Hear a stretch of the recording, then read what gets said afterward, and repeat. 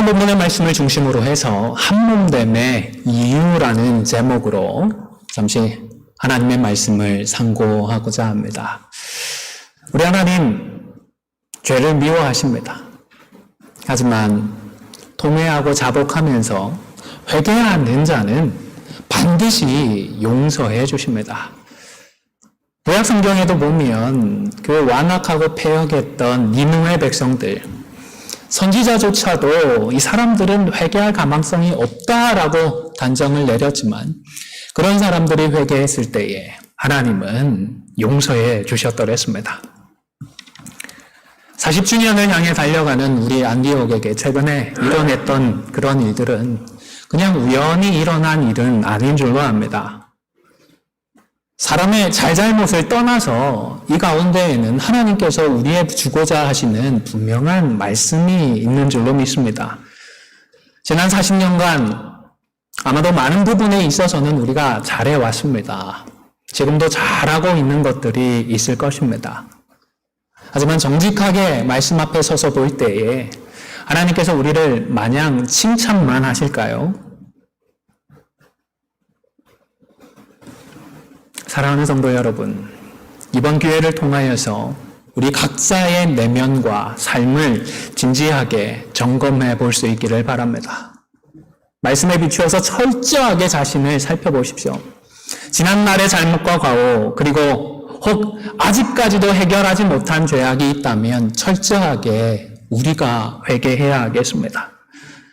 미워하고 분개하고 용서하지 못하고 사랑하지 못했던 그 모든 것들을 회개해야 하겠습니다. 그리고 남들 지적은 잘하면서도 정작 우리 자신을 돌아보지 못했던 그 모든 것들도 회개해야 하겠습니다. 왜냐하면 예수님께서 직접 하신 말씀이 있기 때문입니다. 우리는 우리 눈에 보이는 남들의 그 티끌과는 비교할 수 없는 우리 각자의 들보가 우리 속에 있습니다. 우리의 눈에 크게 보이는 잘못을 하는 그 사람들만 돌이키고 회개한다고 해서 될 일이 아닙니다. 우리 모두가 회개해야 합니다. 우리 모두가 철저하게 회개하고 돌이켜야 합니다. 왜냐하면 우리는 그냥 개인이 아니라 주님의 한 몸인 교회이고 이 교회의 지체이기 때문에 그렇습니다. 혹 나는 괜찮아, 나는 문제없어, 뭐 나 정도의 사람이 무슨 회개냐, 그런 생각을 하시는 분이 계시다면 바로 그분부터 회개하시기를 바랍니다. 왜냐하면 교회 안에서 숨겨져 있던 죄들이 드러나고 있는데 이 문제에 대해서 별다른 아픔이나 고통을 느끼지 못하고 있기 때문입니다. 26절에서 말씀하듯이 한 지체가 고통을 받으면 그 사람만 고통을 받는 것이 아니라 모든 사람이 고통을 받기 마련입니다. 한 지체가 영광을 받으면 꼴사납다, 질시하고 질투하는 것이 아니라 모두가 영광을 받는 것입니다. 이것이 우리 기독신앙의 은혜이고 신비입니다. 그런데 지금의 상황에도 불구하고 별다른 아픔도 별다른 고통도 느끼지 못하고 있다는 것은 이상한 일이지 않습니까? 일이 없고 우리 마음에 아무런 감각이 없다면 이건 정상이 아닌 것입니다. 왜냐하면 내가 이 한 몸에 포함되지 않았다라는 무서운 말일 수도 있기 때문입니다. 비정상적으로 마음이 굳어 있어서 이 은혜와 신비를 소중하게 지키려고 하지 않기 때문일 수도 있겠습니다. 여러분, 예수 믿는 우리는요, 주 안에서 이미 한 몸이 되었습니다. 그리고 이 한 몸 안에서 다양한 지체로 자리를 매김하고 있습니다. 제가 그러라고 하는 말인가요? 사람이 한 것이 아닙니다. 이건 하나님께서 하신 일입니다. 하나님께서 이렇게 하셨기 때문입니다. 그렇기 때문에 나는 아니다, 뭐 나는 상관없다, 내 문제가 아니다, 아무리 소리쳐봐야 소용이 없는 것입니다. 15절을 보시기를 바랍니다. 나는 손이 아니니 몸에 붙지 아니하였다 할지라도 몸에 붙지 아니한 것이 아니다라고 했습니다. 그러니까 나는 눈이 아니니까 몸에 붙지 않았다 아무리 이야기해본들 소용이 없습니다. 다 한 몸이고 한 지체인 것입니다. 따라서 남의 문제가 아니라 바로 나의 문제이기도 합니다. 교회의 문제이기도 하지만 우리 모두의 문제인 것입니다. 물론 범죄한 사람이 있다면 먼저 스스로 돌이키고 회개하고 돌아와야 합니다. 그동안의 거짓된 그 가면들을 벗고서 하나님 앞에서 철저하게 회개해야 합니다. 하나님 앞에서 회개하는 것 말고는 다른 방법, 다른 길이 없기 때문입니다. 그저 사람들의 눈앞에서만 회개하는 척, 돌이키는 척만 하는 것이 아니라 진실한 회개를 해야 합니다. 참된 변화를 가져오는 참된 회개가 필요한 것입니다. 본인의 노력도 이렇게 필요하지만 뿐만 아니라 우리 모두의 노력과 기도가 필요한 것입니다. 특별히 1절 말씀을 드렸듯이 데오마이의 그 기도를 하실 수 있기를 바랍니다. 우리 자신과 그리고 다른 성도들을 위해서 우리 모두가 예수님께 든든하게 접붙어 있을 수 있도록 매일매일 힘써 기도해 주시기를 바랍니다. 그래야 우리가 변할 수 있습니다. 그래야 우리가 함께 주님을 닮아갈 수 있습니다. 내가 변하고 우리가 주님을 닮아가야 우리에게 소망이 있는 것 아니겠습니까? 나 혼자만에게 소망이 있고 나 개인에게만 희망이 있다? 애초부터 하나님은 이런 일은 계획해 놓으신 바가 없습니다.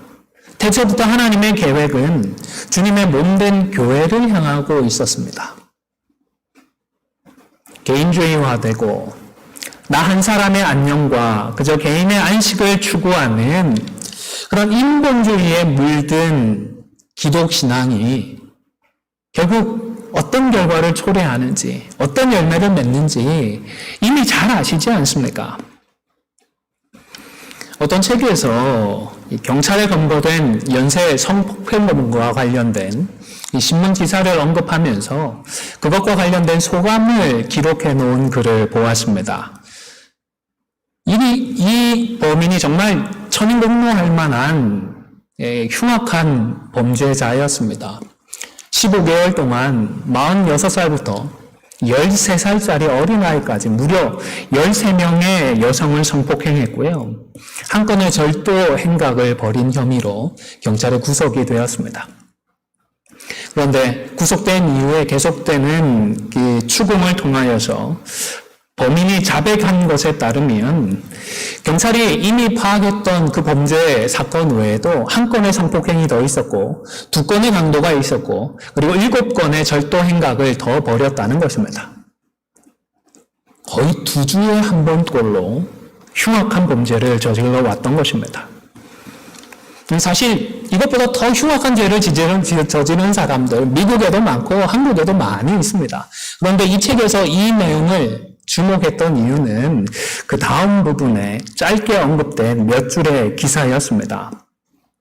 이 범인이 경찰에게 말하기를 15개월 동안 여기저기 경찰의 눈을 피해 다니면서 정말 불안했다는 것입니다. 이 불안 때문에 매일같이 했던 일이 있는데 그것이 무엇이었을까요?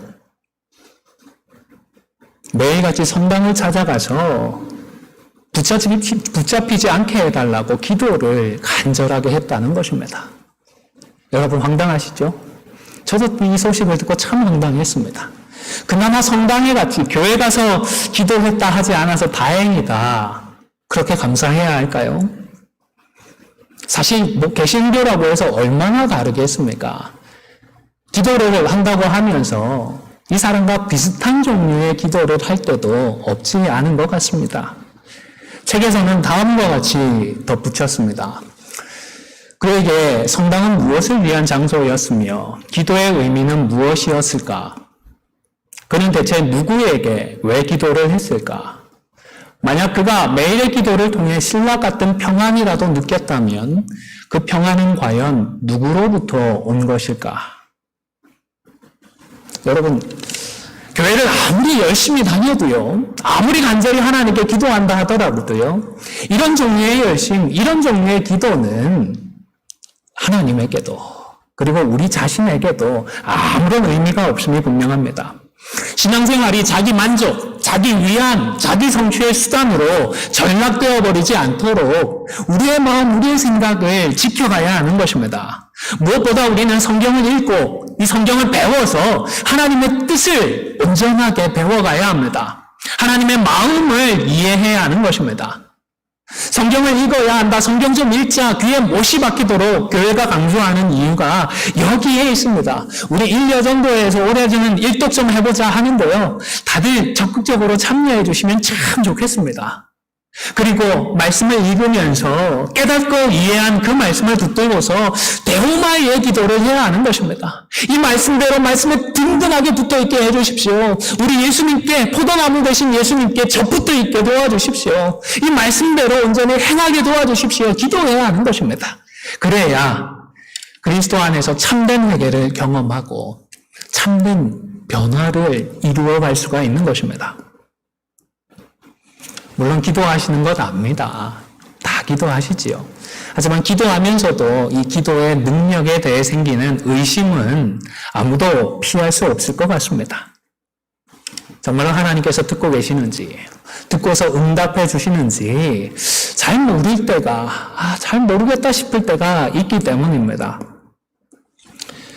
근데 들어와서 하나님의 존재하심과 하나님의 능력에 대한 가장 의심을 부추기면서 가장 큰 위협이 되었던 것이 아마도 공산주의가 아닌가 싶습니다. 전 세계의 절반을 넘게 집어삼켰을 정도입니다.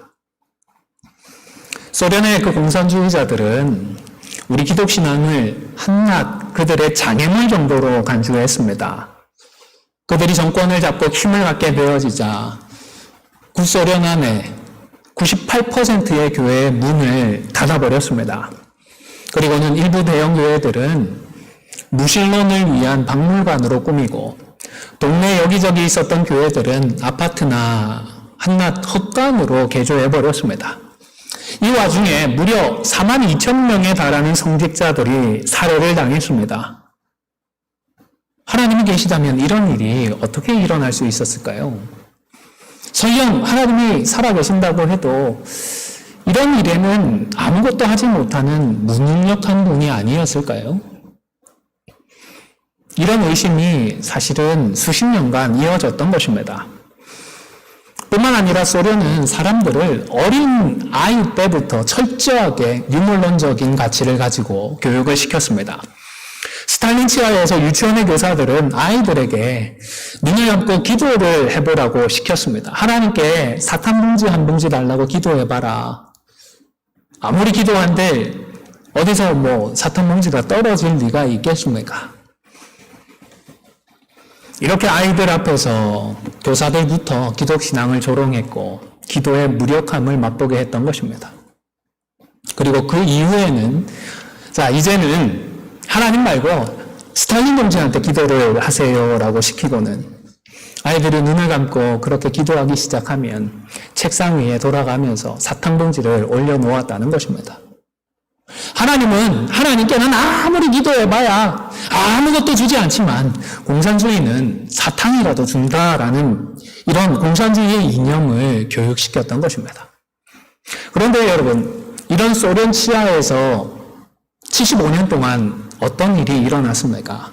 그 속에 있지 않았지만 우리는 소문을 들어서 알고 있고 또 그것을 탈출했던 사람들을 통하여서 그 참상을 들어왔습니다. 소련 정부의 손에 학살당한 사람이 무려 6천만 명에 달했습니다. 제가 설교를 준비하면서 코로나 통계를 보니까요. 지금까지 코로나로 사망하신 분들 안타깝게 돌아가셨는데 사망자의 숫자가 561만 명이 넘고 있습니다. 참 많은 사람이 죽어서 고통을 겪었고 이 일로 전 세계가 얼스톱되고 있습니다. 그런데 6천만 명이 살해당했던 것입니다. 공산주의의 그 이념이라는 미명으로 살해당했던 것입니다. 뿐만 아니라 소비에트 유니온이라는 그 거대한 경제 체제가 한동안 유지되는 듯 했지만 어떻게 되었습니까? 결국은 무력하게 무너지고 말았습니다. 그렇게 철저하게 이념 교육을 시키고 신을 부정하면서 유물론적인 방법으로 살아가고자 발버둥 쳤는데 결국은 망하고 말았던 것입니다. 그뿐입니까? 러시아에서 남성들의 기대 수명, 우리는 100세를 기대하죠. 러시아에서는 59세 평균 수명을 기대하고 있다고 합니다. 가정은 이혼율이 70%에 육박한다고 합니다. 이런 통계는 항상 실제보다 적게 일어나지 않습니까? 보고가 적게 되잖아요. 실제로는 70% 이상이다라는 것 아니겠습니까? 인간의 행복이나 자기 완성은커녕 오히려 참혹한 지옥의 문을 지상에 열어놓고 말았던 것입니다. 공산주의 이념을 택하고 한낱 인간을 신격화하고 있는 북한은요, 요즘은 이런 말도 조심해야 된다고 하던데요. 그 캐나다 목사님 31개월인가 북한에 억류되어서 그 수용소에서 강제 노역을 하시다가 풀려나셨잖아요. 설교하러 다니시면서 북한에 대해서 조금 부정적으로 했던 말 때문에 해커들이 그 동영상을 찾아서 보고하면서 그렇게 억류되었었다고 하더라고요. 참 무서운 시대인 것 같기는 합니다. 어쨌든 공산주의가 그렇게 비웃었던 우리 기독신앙은요, 기도는요, 기도의 능력이 있었습니다. 우리 하나님 기도를 듣고 계셨고 응답해 주셨습니다. 다만 하나님의 때가 있었습니다. 그리고 우리들보다는 하나님께서 더 오래오래 참고 인내하고 계셨을 뿐입니다. 고반 한 세기를 지나서 하나님께서 마침내 응답을 해주신 결과를 보십시오. 미국을 위협하고 자유진영을 위험했던 그 소련은 무너져 내리고 말았습니다. 스스로 붕괴했다 하지만 이건 하나님께서 하신 일이라고 저는 확신하고 있습니다. 하나님을 부정하는 사람들이 수십 년이 지났지만, 그런데 그 속에서 자신들이 기독교인이다 스스로 밝히는 사람들의 비율이 무려 61%라고 합니다. 2019년 우리 한국의 여론조사 결과를 보니까요, 한국교회가 폭발적으로 성장했다, 크게 부흥했다 자랑을 하잖아요. 그런데 한국도 전체 인구 중에서 43.9%가 종교를 가지고 있다라고 하는데, 전체 인구 대비 개신교는 19.7%예요. 그리고 천주교는 7.9%다라고 보고가 되고 있다고 합니다. 신국교 다 합해도 30%가 채 되지 않습니다. 그런데 수십 년, 거반 한 세기 동안 이념교육이 시행되었던 그 나라에서 나는 크리스천이다라고 밝히는 사람들, 그 사람들의 비율이 무려 61%나 된다라는 것입니다. 물론 그들의 신앙이 어느 정도의 단계이고 어느 정도인지 그것까지는 우리가 평가하기는 어렵습니다만은 분명한 것은 그런 박해와 핍박 속에서도 하나님은 역사하고 계셨다라는 사실입니다. 물론 우리 자유진영이라고 해서 마냥 축복되냐 하면 꼭 그렇지만은 않습니다. 많은 교회들이 있습니다. 정말 많은 성도들도 있습니다. 하지만 세속주의와 그리고 만모니즘, 이 돈의 맛에 물든 기독교는 그만 빛과 소금으로서의 힘을 다 잃어버리고 만 것 같습니다. 오히려 세상의 손가락질을 받고 있지 않습니까? 하나님을 믿는다고 하지만 그저 자신의 안녕이나 자신의 유익을 구하는 타협적이고 세속주의적인 종교로 전락해버린 기독교는 복음의 참된 능력을 잃어버리고 말았던 것입니다. 사실 신앙생활이 그저 자기 만족, 자기 위안, 자기 성취를 위한 수단으로 전락해버리면 공산주의와 별반 다를 바가 없지 않나 싶습니다. 과거 기독교의 역사를 생각해 보십시오.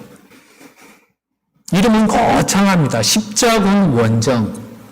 그런데 그 실상은 무엇이었습니까?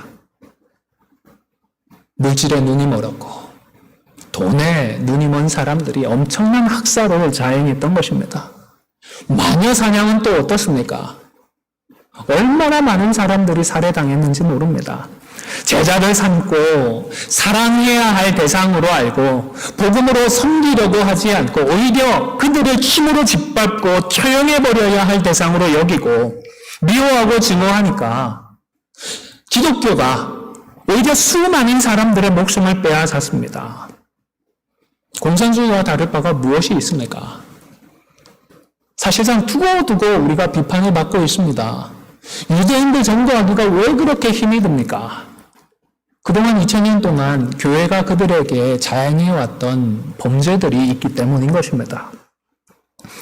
앞에 그 연쇄 성폭행범에 대한 기사를 언급했던 그 책에서 또 다른 기사도 소개를 했는데요. 이번에는 미국의 일가입니다. 보스턴의 억만장자였던 도노반 일가의 재산 싸움에 대해서도 언급을 했는데요.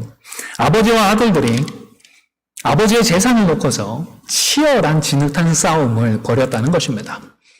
이들이 졸부라서 그런 것이 아닙니다. 못 배워서, 교양이 없어서, 사람들의 자질이 형편없어서 그런 것이 아니었습니다. 아버지 존 도노반은 MIT의 교수 출신이었다고 합니다. 그리고 CEE라는 회사의 사장이었고, 그래서 재산을 많이 모았던 것 같습니다. 그리고 이 아버지 존 도노반과 재산 싸움을 벌이고 있는 5 자녀들, 이 5 자녀를 대표하는 장남 제임스 도노반은 하버드 법대를 졸업했다고 합니다. 그 해박한 법 지식을 가지고 아버지 재산을 어떻게든 내가 더 많이 갖겠다라며 싸우기 시작했다는 것입니다. 한때는 단란했을 그 가정이 이런 이전 투구를 시작한 것은 아버지가 3번째 부인을 얻고 난 이유였다고 합니다. 아버지의 재산이 고스란히 이 3째 부인에게 넘어갈 것을 우려하면서 5 자녀가 똘똘 뭉쳐서 아버지와의 재산 분쟁을 시작했던 것입니다. 단순한 법정 싸움이 아니라 이 과정에서 성폭행, 모함, 심지어 살인 협박까지 이런 마피아 세계에서만 있는 줄 알았는데 그냥 평범하다고 해야 하나요? 하여튼 돈 많은 집안에서도 이런 일들이 일어났던 것입니다. 이때 미국 언론들은 케네디 일가를 꿈꾼 엘리트 가문의 몰락이라고 하며 증오와 탐욕에 얽힌 이들의 싸움을 연일 대서특필했다고 합니다. 한국에도 이런 일이 왜 없겠습니까? 그렇죠? 이 책에서 이 기사에 주목했던 것은 마찬가지로 마지막 문구 때문이었던 것 같습니다. 도노반 일가의 오랜 친구인 폴 맥커버이 전 예일대 총장은 도노반 일가는 주일마다 교회를 찾았던 행복했던 가족이었다며 그들의 재산 문제로 싸우게 된 것은 비극 중에 비극이라며 안타까워했다.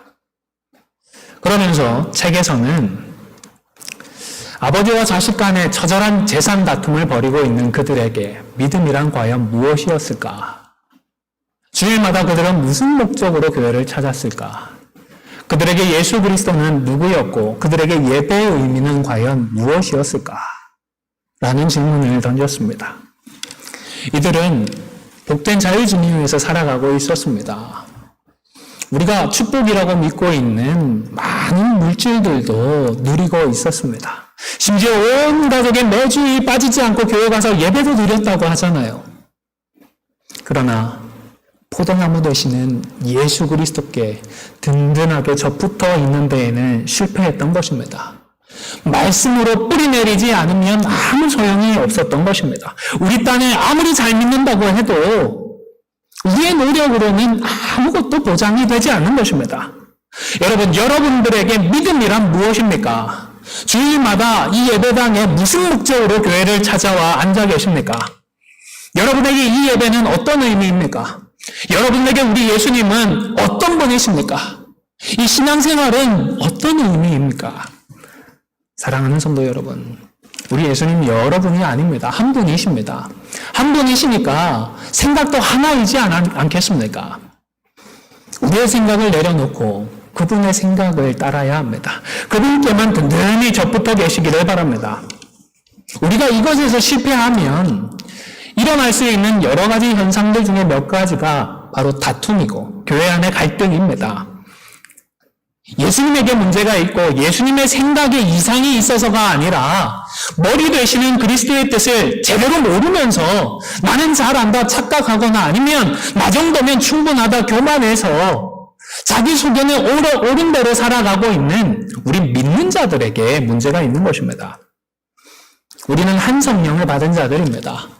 그래서 하나님께서 원하시는 대로 하나님의 뜻을 함께 이루어 가야 하는 자들임을 꼭 기억하시기를 바랍니다. 뿐만 뿐만 아니라 좀 문제가 있다고, 교회 안에 어려움이 있다고 외면하거나 내쳐버리지 마십시오. 사실 나를 위한다면, 나만을 위한다면 피해버리면 그뿐입니다. 그냥 눈 감아버리면 속 편합니다. 신경 쓸 일도 없고 마음 상할 일도 없습니다. 실제로 40년 돌아보면 우리 안디옥에서 함께 신앙생활 하다가 어려운 시간에 떠나셨던 분들이 꽤 있지 않습니까? 그러나 오늘 본문의 말씀을 꼭 기억하시면 좋겠습니다. 23절의 말씀처럼 몸에 덜 귀히 여기는 것들을 더욱 귀한 것들로 입혀두시기를 바랍니다. 아름답지 못한 지체는 더욱더 아름다운 것을 얻게 해주십시오. 이렇게 다른 지체를 귀하게 여기고 사랑하는 말씀에 대한 순종은 결코 헛수고가 아닌 줄로 믿습니다. 이러한 사랑의 섬김, 사랑의 순종을 통하여서 결국은 우리 모두가 변할 수 있기 때문입니다. 이런 노력을 통하여서 우리는 새롭게 될 수 있습니다. 어니스트 고든이라는 사람이 쓴 이 콰이강의 기적이라는 책이 있습니다. 이 책을 원작으로 해서 2001년에는 한 영화도 제작이 되었다고 하는데요. 이 영화보다는 아마도 그 콰이강의 달이라고 하는 1954년에 제작된 영화를 더 잘 아실 것 같습니다. 배경되는 지역은 동일한 것 같습니다. 이 고든은 영국군 장교였는데 그만 24살에 일본군의 포로로 잡히고 말았습니다. 그때 일본이 이제 인도를 침공하겠다고 태국 정글에다가 철로를 놓기 시작을 했습니다. 이 현장이 악명이 정말 높았다고 하잖아요.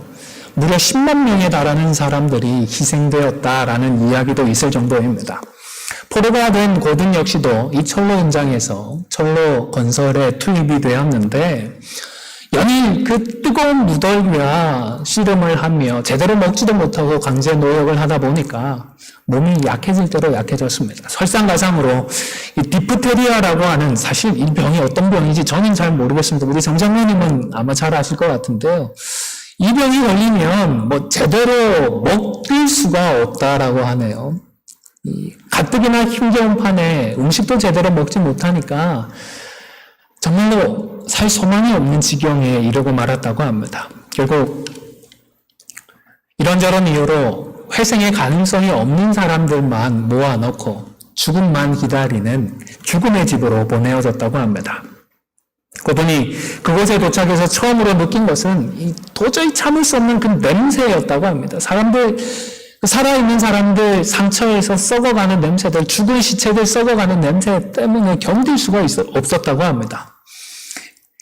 미국 사람들 마른 오징어 굽는 냄새만 맡고도 직업을 한다고 하는데 진짜 시체 썩는 냄새는 오죽하겠습니까? 그 이후에는 빈대와 이에 시달렸고 몰려드는 파리떼를 쫓을 힘도 없어서 그냥 나중에는 자포자기했다라고 합니다. 어떻게든 마지막 힘을 짜내서 부모님께 편지 하나를 쓰고는 그냥 들어놓고 그렇게 있을 수밖에 없었다라고 합니다.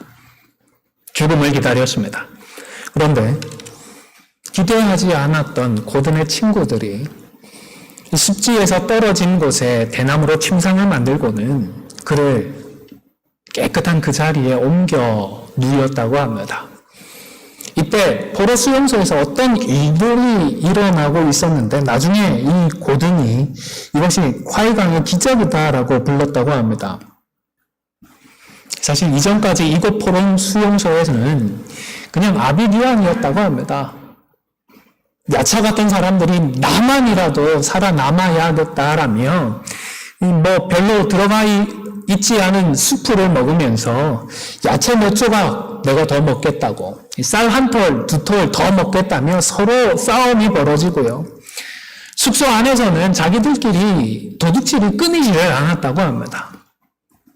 일본군의 그 인간 이하의 취급과 과중한 노역에 시달리는 이들의 눈에는 그저 증오와 미움, 분노로 가득했다고 합니다. 그러던 어느 날 일본군 한수가 작업 도구를 확인하던 중에 삽 하나가 없어진 것을 확인했습니다. 그리고는 범인을 색출하기 시작을 했는데 아무도 나서는 사람이 없었습니다. 아무도 자백을 하지 않으니까 다 죽여버리겠다며 제일 앞줄에 있는 사람에게 총구리를 들이댔습니다. 그때에 뒷자리에 있던 한 사람이 걸어 나와서 차렷 자세를 취하고는 자신이 훔쳤다라고 자백을 했다고 합니다.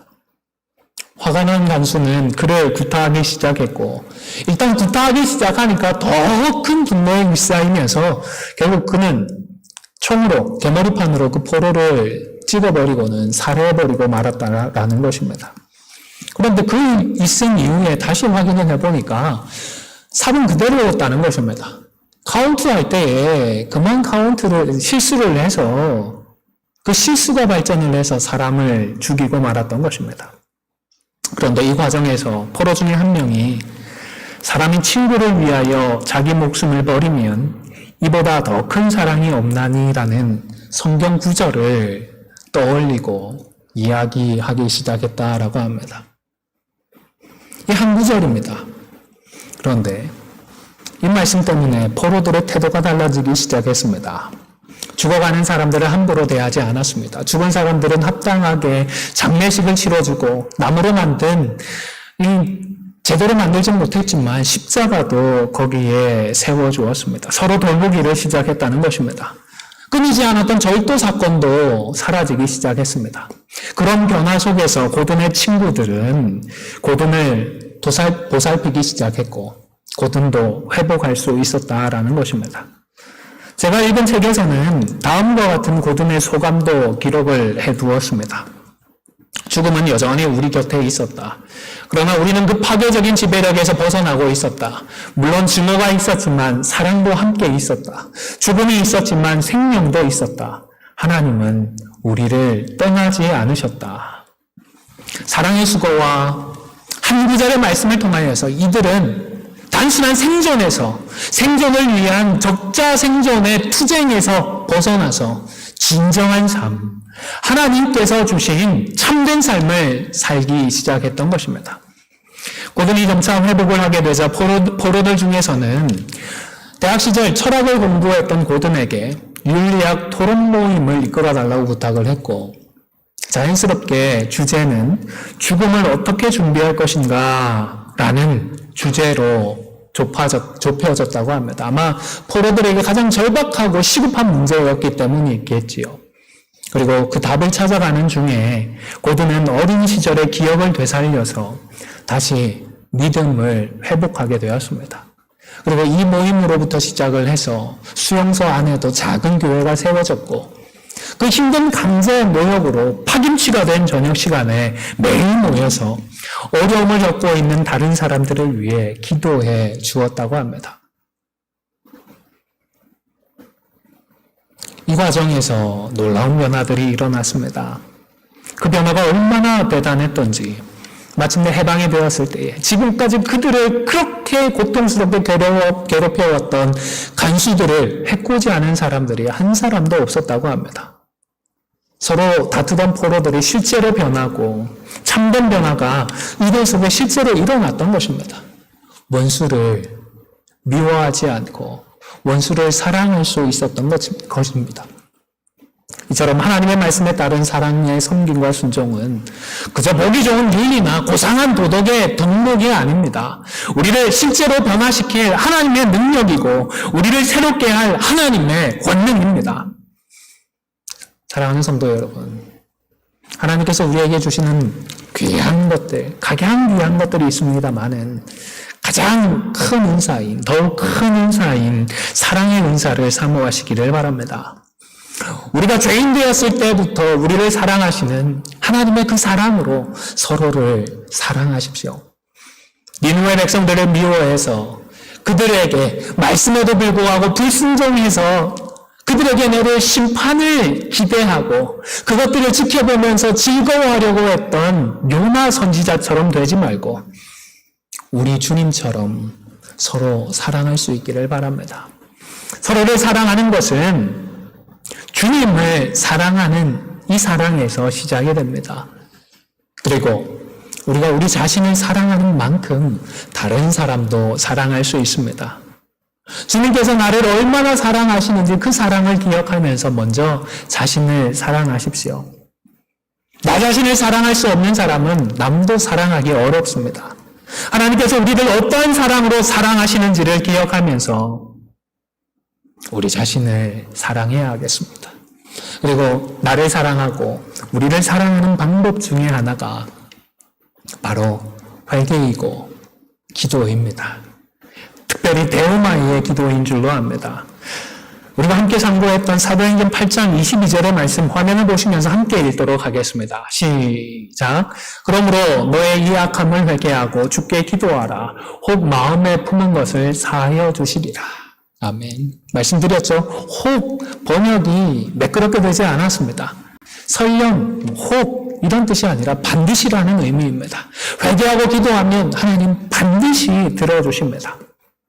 악함을 회개하십시오. 그리고 주께 기도하십시오. 그리하여 우리 속에 있는 모든 악한 죄악을 다 사함받는 그 은혜를 누리시기를 바랍니다.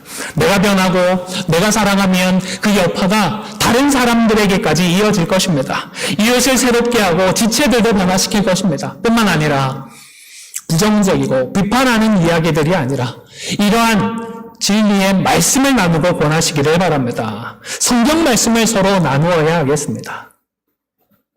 이제는 우리의 악함을 회개하고 주께 기도해야 할 때인 줄로 압니다. 서로 말씀을 권해야 할 때인 줄로 믿습니다. 이제 말씀을 마무리하고자 합니다.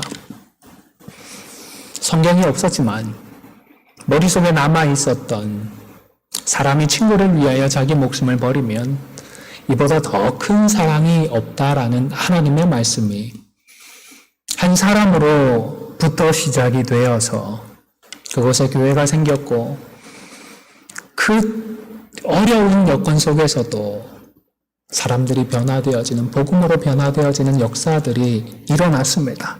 생지옥 같은 정글의 노역장에 하나님의 나라가 임했던 것입니다. 그것도 그럴 수 있었다면 이 땅 어느 곳에서든지 이러한 하나님의 능력이 동일하게 나타날 수 있을 것으로 믿습니다. 우리에게 주시는 말씀을 의지해서 우리 각자가 회개하고 데오마의 기도로 기도하는 가운데에 하나님께서 우리 가운데에 참된 회복과 변화를 주시기를 기원합니다. 함께 회개하고 함께 기도하는 이번 한 주가 되시기를 바랍니다. 또한 함께 회개하고 기도하면서 그간의 죄가는 회개하고 털어내고 온전하게 회복이 되어서 감사와 기쁨으로 설립 40주년을 향해 함께 나아갈 수 있는 저와 여러분이 다 되시기를 주님의 이름으로 간절히 축원을 드립니다. 잠시 기도하겠습니다. 참 좋으신 아버지 하나님 감사합니다. 우리가 한 몸인 이유, 한 몸이 됨의 그 이유를 온전히 기억하게 하시고 특별히 우리의 연약함을, 우리의 죄악을 철저하게 회개하며 연약한 우리 자신을 포도나무 되시는 우리 주님께 든든하게 접붙이는 기도를 드리는 가운데에 생지옥 같았던 포로 수용소에서 일어났던 그 복음의 능력이 우리 가정 속에서도 우리 교회 가운데에서도 동일한 하나님의 능력으로 살아 역사하는 은혜를 허락하여 주시옵소서. 감사를 드리며 예수님의 이름으로 기도 올려옵나이다. 아멘.